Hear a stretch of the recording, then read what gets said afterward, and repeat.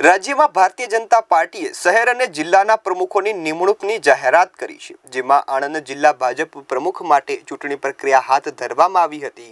આણંદ જિલ્લા ભાજપ પ્રમુખ તરીકે ખંભાતના પૂર્વ ધારાસભ્ય સંજય પટેલની વરણી કરવામાં આવી છે।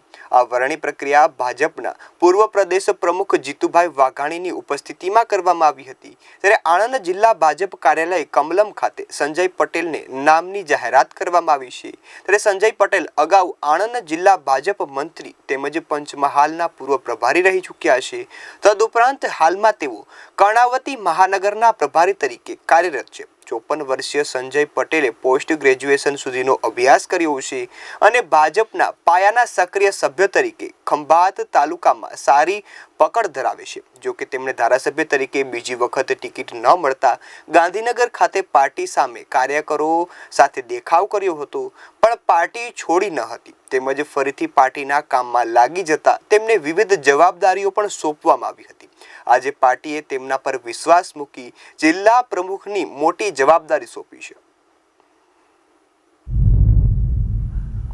गुजरात प्रदेश भारतीय जनता पार्टी द्वारा मारी आणंद जिल्ला भारतीय जनता पार्टीना प्रमुख तरीके जे वरणी करवामां आवी छे। हूँ वर्षोथी भारतीय जनता पार्टीनो कार्यकर्ता छूँ। अनेक पद पर मारी जवाबदारी मैं निभावी है।